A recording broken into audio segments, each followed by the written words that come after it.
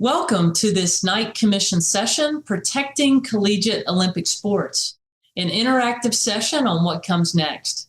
This is a re-recording of our June 10 presentation at NACDA, where we experienced technical difficulties during the original presentation. I'm Amy Privette Perko and serve as the Knight Commission's CEO. The Knight Commission is an independent leadership group whose purpose is to lead transformational change that prioritizes college athletes' education, health, safety, and success. The Commission's work is grounded in values, and opportunity has been a core value in our work. Today's session is focused on the future opportunities in collegiate Olympic sports in this new Division I era. During our initial session, Jason Husser, director of Elon University Poll, joined us virtually to lead a series of informal polling questions aimed at gathering real-time feedback from our audience. We will share the poll results at the conclusion of this presentation. The results should not be interpreted as definitive findings. However, they offer valuable insights into the perspectives of athletic administrators who are actively grappling with these critical issues. I'm excited to share that the Knight Commission is also partnering with Elon University Poll to conduct a public opinion poll and a D1 Leaders survey on a variety of college sports issues, and we look forward to sharing those results later this summer. I'm pleased to introduce two of our Knight Commission members who are experts in this field, Bob Bowlsby and Beth Brooke. Bob is a familiar leader to NACDA, having completed a 45-year career in college sports with tremendous success as the Big 12 commissioner and as athletics director at Stanford and Iowa.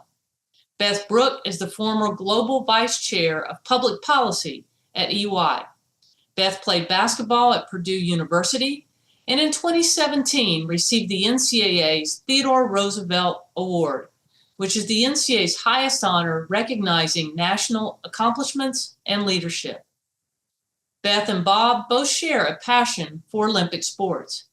Beth is a current member of the USOPC Board of Directors, and Bob is a past board member.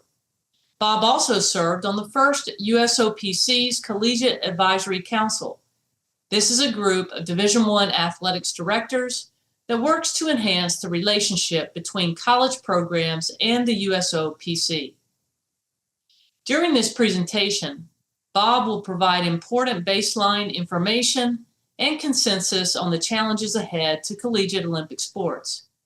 Beth will then review some of the solutions offered by stakeholders, and I will review a couple of Knight Commission proposals focused on opportunity incentives. We will conclude by sharing the polling results that were gathered during the initial June 10 presentation. I'm pleased to turn it over to Bob Bowlsby for an overview of the issues. Thanks, Amy. We appreciate your joining us for our discussion of the future of Olympic sports. I'm a former collegiate wrestler, so my bias ought to be obvious. I've continued to be involved in my sport as a contributor and as a supporter throughout my professional career. At the start of this year, the Knight Commission identified the future of collegiate Olympic sports as a priority and launched several initiatives. First, I'll provide a brief overview of some of the collaborative efforts, and then we'll highlight some of the things we learned from stakeholders. There are lots of challenges, and there are some opportunities. As the fog begins to clear after the House lawsuit settlement, and as NIL becomes more a part of our day-to-day operating in college athletics, future steps are beginning to come into focus. Our Knight Commission Task Force on Olympic Sports hosted 2 sessions with 18 participants representing the USOPC, several national governing bodies, collegiate coaches associations, athletics administrators, and some prominent collegiate and Olympic athletes. There was general consensus around 3 primary concerns for the future, especially among Division I institutions. Potential for reductions in funding or the elimination of programs. Already, 37 Olympic sports programs across the nation have been discontinued in the last 12 months. That means 700 student athletes have lost an opportunity. Number two, some prominent sports leaders have opined that new roster limits with no scholarship limits might actually create opportunities for participation.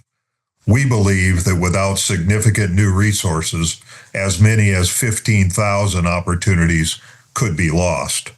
Finally, there is concern that the required number of sports outlined in NCAA Bylaw 20, that is to say 16 for FBS membership and 14 for all other Division I classifications, might be reduced in order to spread scarce resources among fewer teams. Will these things happen? Who knows?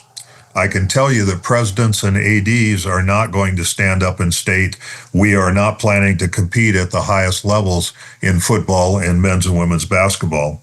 As we chase the Holy Grail, the resources have to come from somewhere.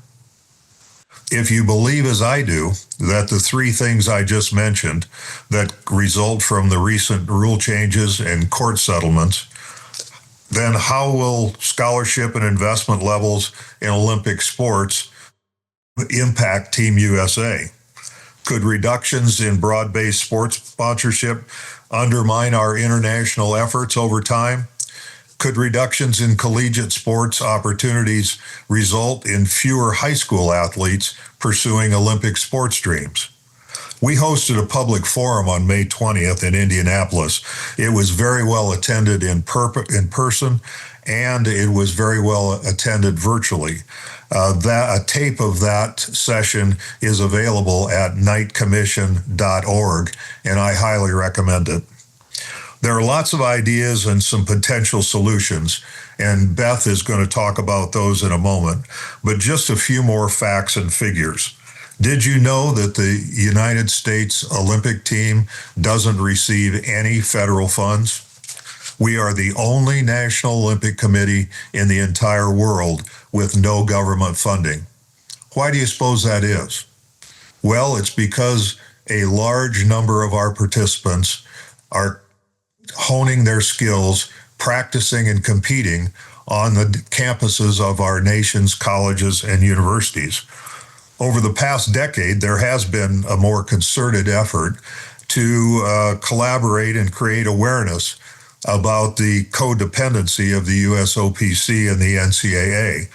That program, called Olympians Made Here, was started by a group of collegiate administrators collaborating with Sarah Wilhelmi at the USOPC and her staff. Simply mentioning the athletes' college affiliations while they competed in Rio, Tokyo, and Paris brought new awareness about how the path to the podium works. Last summer, for instance, in Paris, 75% of the Olympic team was comprised of current or former college athletes. 593 team members from 172 schools and 45 conferences. And in addition to that, 53% of our Paralympians trained on U.S. campuses, fully 94 institutions. Last month at the Knight Commission meeting, Rocky Harris of the USOPC shared that 84% of the USA medals won in Paris were by individuals who competed on campuses across our nation. One of our fundamental collegiate values has been broad-based programming. In 2024, more than 152,000 young men and women participated in Olympic sports on our college campuses, and they competed in sports other than football and men's and women's basketball. 227 public universities spent over $1 billion in scholarships in sports other than football, men's and women's basketball. Private schools do not disclose on a sport-by-sport basis what they spent, but if you add in their expenditures, the total for Olympic sports scholarships would approach $2 billion. Will this support go away? Will these opportunities be lost? Well, at this time, no one has explained the funding model that spends many millions more on football and men's and women's basketball and leaves the rest of us pondering how to get funded. The challenges are real. I appreciate the initiative of the Knight Commission, and I now turn the program over to Beth Brooke to discuss some of the ideas and concepts that our discussions have yielded. Thanks, Bob. I appreciate that. And as Bob highlighted, the U.S. Olympic sports development system and its dependence on the collegiate system is unique in the world. The changes coming at us call for innovative approaches in order to maintain our Olympic excellence, as well as to continue to provide opportunities for college athletes across a broad range of sports. That's why the Knight Commission has been working with key stakeholders to identify proposals that will preserve broad-based sports opportunities at D1 institutions during this time of historic change. The solutions proposed by key stakeholders fall into essentially 4 categories. First, increasing baseline awareness and education about the role of broad-based collegiate Olympic sports and their importance across the sport ecosystem, from youth sports to the Olympic medal podium. It's surprising how few people are aware of the unique role that collegiate sports play in the development of Team USA, as Bob just described. The second bucket of proposals is really protecting current levels of support and avoiding significant cuts to those levels. In other words, let's just try to preserve and maintain what we have today. The third bucket is about creating cost certainty, meaning we have to overcome today's never-ending spending cycle, where when you win, you're incented to spend more. And when you lose, you're incented to spend more. The fourth bucket is obvious. It's about enhancing revenue. So we'll discuss proposals in each of these categories. Today's presentation is designed to really address the first bucket, to help advance greater awareness and education on these issues, and to assess the views of stakeholders on several recommendations from different leadership groups. Education and awareness of the issues are really critical to understanding proposed solutions. This session, and we actually also had a May 20 public session, and the future Knight Commission public opinion poll and D1 leader survey that Amy mentioned will help us to gather important views from all of you and others on these issues related to collegiate Olympic sports and broad-based sports opportunities. Now, all of you can help. Take the facts you hear today and talk about them. Talk about them with your colleagues, talk about them on campus. If people don't understand the facts and the severity of the situation, which many don't, they will not support solutions. It's clear that you cannot solve a problem that you don't even see. The second bucket of solutions falls into the category, as I said, of preserve and maintain what we have today, both the financial support and the sports opportunities of what we have today. On this topic, we received 2 proposals from the Intercollegiate Coalition of Coaching Associations, the ICAC. This coalition represents the collegiate coaching associations for collegiate Olympic sports, other than men's and women's basketball. Dr. Jamie Gordon, CEO of American Volleyball Coaches Association, outlined their proposals at our May 20th public session meeting. Both proposals are aimed at being implemented through any future federal legislation. The first proposal described on this slide addresses today's financial investment in collegiate Olympic sports. Specifically, the ICAC proposes to codify in any future federal legislation on college sports that institutions must maintain the proportion of existing spending on collegiate Olympic sports by subdivision. The spending amounts to calculate these proportions would not include any new spending by institutions on college athletes, NIL, or revenue sharing. In our May 20th session, Jamie outlined some interesting facts that really bring this proposal to life. Despite the tremendous revenue growth and spending growth over the last couple of decades, the relative spending for sports other than football and basketball has remained relatively the same. The median FBS schools in 2003 invested 65% of their operational budget on football and basketball, 65%. The remaining 35% is what they invested on all other sports, non-basketball, non-football, 65-35. 20 years later in FBS, those percentages remain remarkably the same. 66% is being spent to football and basketball and 34% on all other sports. At the FCS level, instead of only 34% being spent on all other sports, those numbers are about 45% on all other sports, basically collegiate Olympic sports.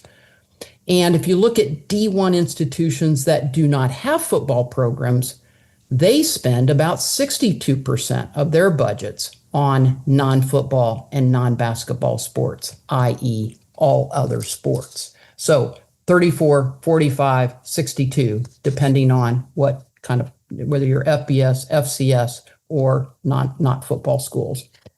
These proportionate spending levels, 34, 45, 62, would serve as the proposed proportionate spending targets on collegiate Olympic sports for each subdivision. And institutions in those subdivisions would need to meet those spending investment thresholds. Think of it this way. Where you are today in your proportional investment in non-football and non-basketball sports is where you would stay under that proposal. The second idea from the ICAC is to preserve and maintain opportunities to codify the current minimum number of NCAA sports required for D1 membership. As Bob mentioned, and as outlined in NCAA Bylaw 20, that's 16 sports for FBS and 14 for FCS and D1 institutions that not offer football. This idea would codify that current minimum number. So those are the ideas in the second bucket to preserve and maintain collegiate Olympic sports that were suggested by the ICAC. Now let's turn to the third bucket of proposals, controlling costs. During the Knight Commission's think tank sessions on May 20th, leaders discussed different approaches to creating cost savings and the potential for controls that could create greater cost certainty for decision makers. One idea to create greater cost certainty for collegiate Olympic sports is to conduct more regional competitions for some sports that are currently too stretched geographically in their regular season schedule. You could also think about consolidating championships to control costs. Over the past several years, the Knight Commission has done extensive work to monitor financial trends, revenue, and spending. The nonprofit nature of college sports results in spending increases at the same levels or higher than revenue growth, since, as I mentioned before, there's no incentives or to control to spend less. As I said before, if you win, you're incented to spend more. If you lose, you're incented to spend more. It's time to explore if there are legal ways to create cost control measures that would promote greater cost certainty for decision makers. The Knight Commission's 2021 report introduced our CARE model for college sports. CARE meaning connecting athletics revenues with the educational model of college sports. This model advances a new financial framework with criteria for financial incentives and for spending. Regarding financial incentives, if national and conference shared revenues include incentives for performance, such as advancing in basketball tournaments, then opportunity incentives must also be provided.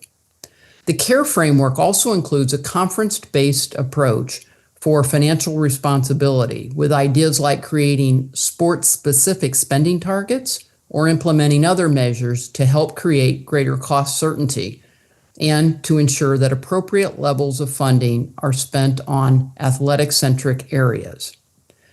Last year, 3 conferences, the Big Sky Conference, the Metro Atlantic Athletic Conference, and the Southern Conference, were recognized as care champions, in part for meeting the opportunity incentives and financial responsibility criteria. So, it is possible to address the cost and spending issues in sports. Some conferences already have. The last bucket of solutions is to enhance revenue. Let's find new sources of revenue. There are certainly many efforts occurring on individual campuses and in conferences to generate more revenues. I'm sure many of you have been exchanging these campus and conference-based ideas with each other. We're particularly interested in broader scale ideas that can help make more sweeping impact. Some of those ideas are focused on expanding media partnerships and fostering collaborations between sports, the NCAA, and NGBs that may lead to increased revenues from championships and sponsorships, in addition to lowering costs. Another broad-scale idea for generating new revenue is to create a national fund to support collegiate Olympic sports through a fee or a national tax on sports gambling's operators. There's already a 0.25% federal tax on sports gambling operators, and it generates more than $370 million annually. However, there is no earmark on how those revenues are spent, but one could be created. Of course, this idea in no way reflects an endorsement of sports betting. It's just a means to an end to generate revenue for Olympic sports in the collegiate system. Now, as I turn it back over to Amy to describe the Knight Commission recommendations, keep in mind that these solutions are in no way mutually exclusive and will likely need a combination of many of them. Amy, back over to you. Thanks so much, Beth. This last segment of proposed solutions focuses on Knight Commission recommendations that align incentives with values through national revenues generated by the NCAA and separately by the College Football Playoff. To understand these proposals, one first needs to correctly understand the most misunderstood fact in college sports. The NCAA does not receive any revenues from the College Football Playoff, and the CFP is managed independent of the NCAA. This slide provides an overview of these separate structures and how revenues from these billion-dollar marquee events are distributed. First, summarizing what is on the left side of this slide, more than $1 billion is generated by the NCAA's March Madness, and more than $600 million from this revenue source is distributed annually to Division I schools. The other portion is used to fund all NCAA championships in all 3 divisions. NCAA national office operations, including legal expenses, are covered through NCAA revenues. On the right side of this slide is the structure for the College Football Playoff, which is managed by FBS conferences. Again, the CFP is not an NCAA championship. The expanded CFP will soon generate more than $1 billion annually, and the 2026 agreements call for 91% of the revenue to be provided to the Power 4 conferences and Notre Dame. The CFP is the exclusive revenue distribution for the sport of FBS football, and the NCAA receives 0 in revenue from the CFP. Yet, the NCAA absorbs the national cost for operating the sport of FBS football, expenses like catastrophic insurance for football players. The Knight Commission's first proposal is to create greater financial opportunity incentives for collegiate Olympic sports by eliminating factors related to the sport of FBS football in the NCAA distribution. The NCAA revenue distribution, which again does not include FBS football revenues, has a distinct formula with a number of components, including incentives tied to opportunity, like the sport sponsorship and grant in aid components. As highlighted on this slide, schools receive funding for the number of sports sponsored above the minimum for Division I membership and funding for the number of scholarships provided, which we consider opportunity incentives. These 2 incentives total more than $200 million annually. We consider our proposal to eliminate factors related to the sport of FBS football as a correction to an outdated formula for two key reasons. Number one, the sport of FBS football contributes $0 to NCAA revenue. And number two, the college football playoff is not only separate from the NCAA, but also serves as the exclusive source of revenue distribution to reward schools for offering the sport of FBS football. A correction to the NCAA's formula is long overdue, since it was designed decades before the CFP's launch and the creation of the CFP's separate and exclusive revenue distribution. A Knight Commission independent analysis found that FBS football factors accounted for more than $60 million in the annual NCAA revenue distribution.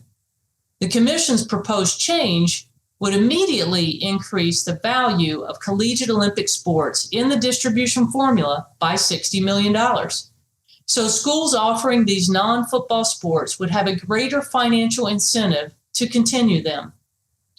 A second proposal is to create opportunity incentives in the college football playoff distribution itself, similar to the NCAA distribution. These opportunity incentives would reward FBS football schools only for the scholarships they provide in all sports. As this slide highlights, in 2026, the CFP revenues will likely match the NCAA's or exceed them with the discussed expansion beyond the new 12-team playoff.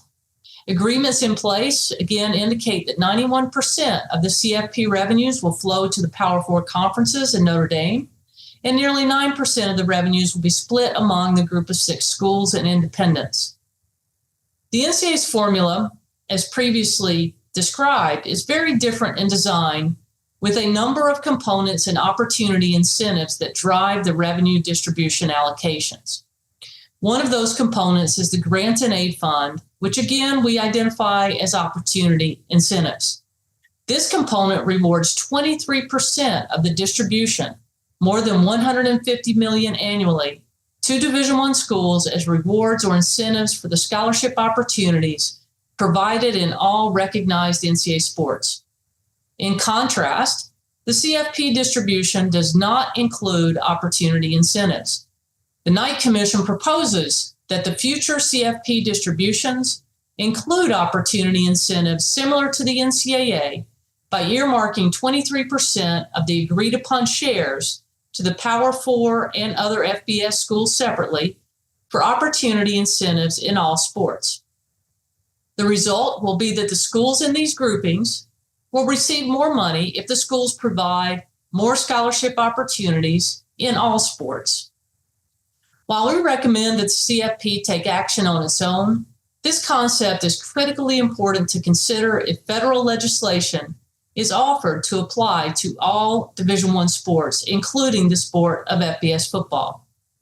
Having federal legislation that provides a special status for any sport should consider concepts that take a holistic approach to the billions in revenue distributions associated with those sports, such as including opportunity incentives. Now I will turn it over to Sandy Hatfield Clubb, Knight Commission Managing Director for Strategic Initiatives. Thank you, Amy. As mentioned earlier, in-person and virtual participants engaged in 3 live polling segments during our June 10th presentation. The first segment included general questions, and the other 2 gathered input on potential solutions to protect collegiate Olympic sports. As we show you the polling question results, please keep in mind that these results are from an informal poll and should not be viewed as formal survey findings. Participants were asked in a test question to share which NCAA division or subdivision best represents their employment or area of work. The largest group represented at 43% were Division I non-Power Four institutions or conferences, with the second largest group representing Power Four institutions or conferences at 30% of our participants. There were 5 questions offered during the general questions segment. When asked for their best guess on how much of the cost of development programs for Team USA Olympic athletes is covered by direct funding from U.S. government, more than half of the respondents, or 53%, were not aware that the Team USA Olympic athletes received no direct U.S. government funds to support their efforts. 47% of respondents were correct with the answer is 0%. 96% of our respondents believe it is very or extremely important for NCAA Division I institutions to offer opportunities for students to participate in varsity sports other than those that are tied to generating revenues, like football and basketball. 82% of our respondents think Power IV college programs in Olympic sports like gymnastics, hockey, swimming, and track and field are very or extremely important to the success of Team USA in the Summer and Winter Olympic Games. 78% of our respondents think all non-Power IV college programs in Olympic sports like gymnastics, hockey, swimming, and track and field are very or extremely important to the success of Team USA in the Summer and Winter Olympic Games. Another 19% think they are moderately important.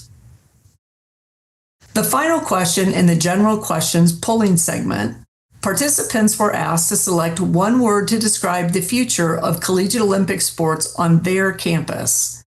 The greater the number of times an individual word is selected, the larger it is displayed on the screen, such as good, important, fragile, threatened, and tenuous, with the most pronounced being uncertain.